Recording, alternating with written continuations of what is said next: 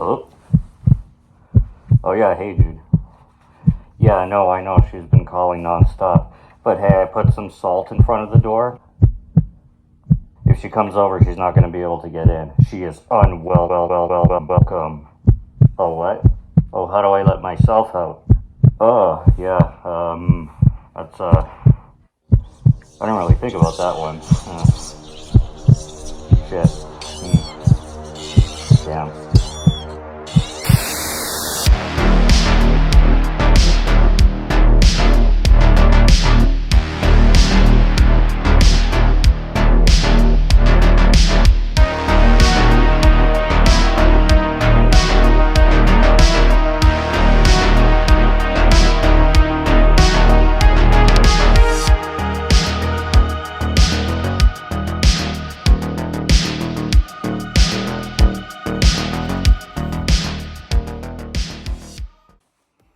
What's going on, guys? Welcome back to 31 Days of Horror. I am Morgan Film Fan. Let's jump into some scares.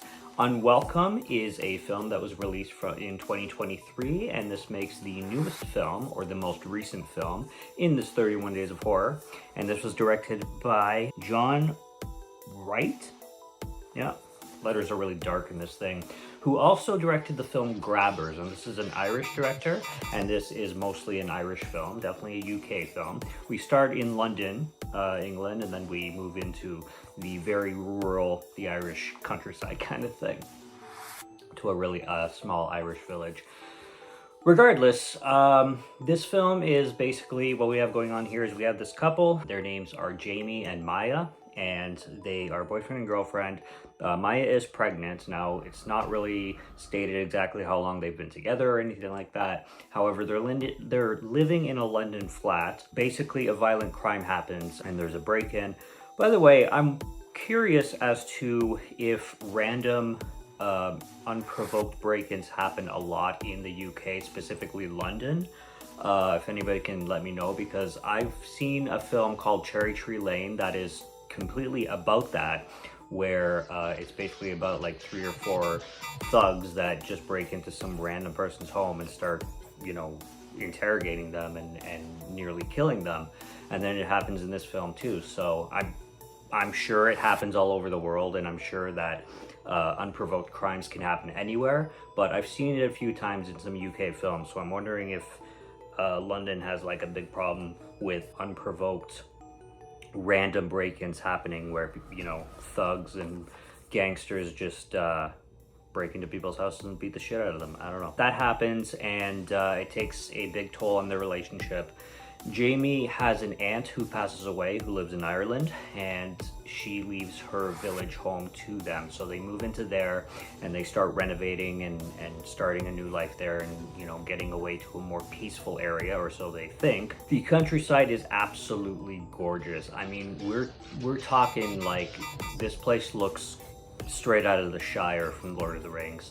They live behind a forest, and the forest is fenced off and everything. The aunt of Jamie, who was the sister of the woman who passed away, so I believe it was her sister. It could have been her friend, but if I'm not mistaken, it is her sister. Her name is Maeve, and she runs a pub in this little village. And this little village is very tiny, very rural, and everybody knows each other basically. So these English folk are very much outsiders. They're not liked by a few townsfolk or village folk. The people that are renovating their house, it's basically this guy named Waylon, and his 3 kids, Owen, Killian, and Ash. Ash is the girl, and then Killian and Owen are his 2 sons. They do not respect the home. They do not respect these English folk. That's another thing that I see happen in a lot of UK films. It seems that, especially when it comes to Ireland and Australia and everything, there seems to be a lot of beef, especially with people from England specifically, and they're made to seem like kind of weaker and, weak as piss, as they say, and they're just frowned upon a lot, I've noticed. Specifically, Jamie in this film is targeted a lot and really given a hard time, essentially. But anyway, these people are fixing up their home, and there's a lot of tension that happens. It reminds me in a lot of ways of Straw Dogs, in a sense. both of them, the original and the remake. But the big meat of this film and the big like core of it is that you have this folklore with these creatures that I'm sure this is an actual urban thing or folktale called the Farderic or the Redcaps, and these are little people slash leprechaun looking slash goblin looking creatures that live in the forest, and they will aid you and come to your assistance when you need it, but the price is generally heavy. So the aunt who passed away would always leave some kind of food for these Farderics, usually pieces of liver, pieces of meat, stuff like that. And this woman, Maya, who moves in with her husband, made the aunt of the guy, has Maya promise her that every single day she has to leave some meat or some kind of food offering for these creatures, or these creatures might come and, you know, wreak havoc.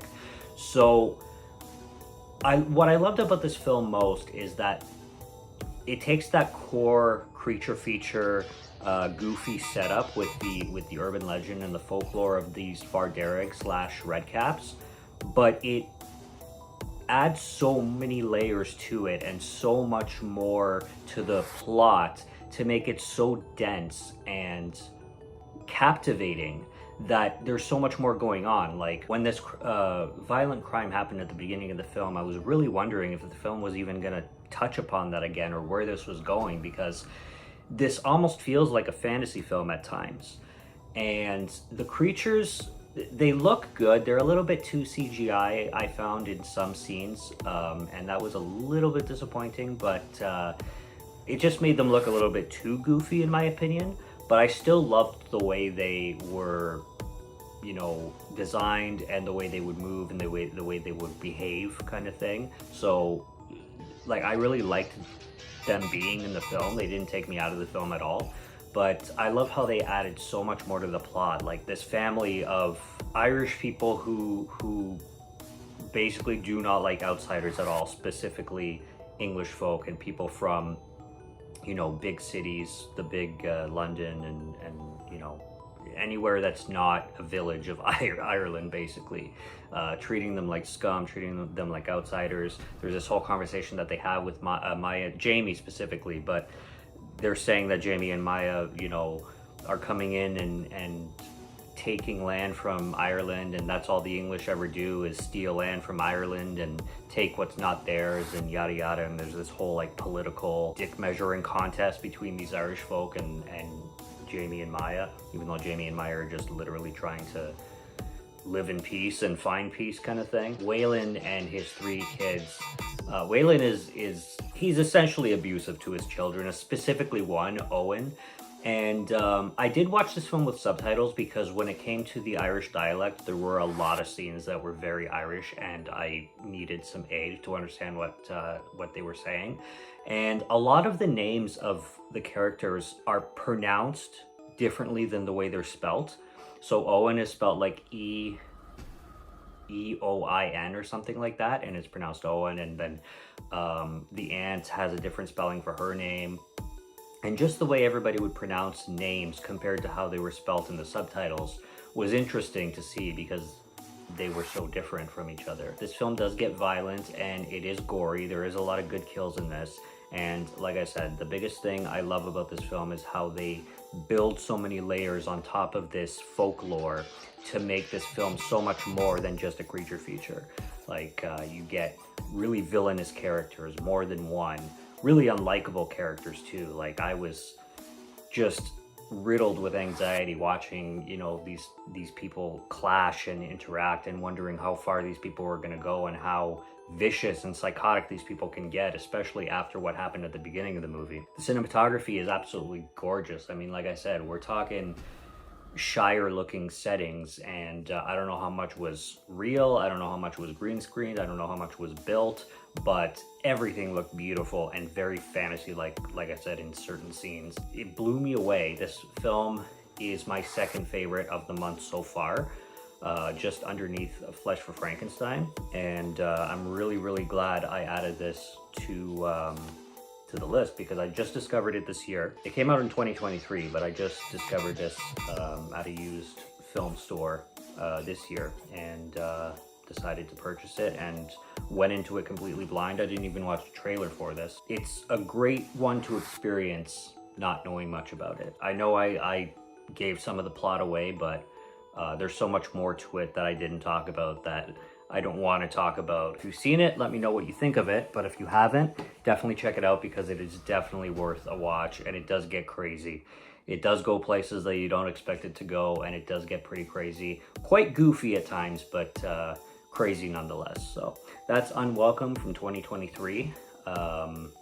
Another addition to 31 Days of Horror. Come back for more because there will be more reviews, all first time watches as always, and until next one. Sleep tight tonight.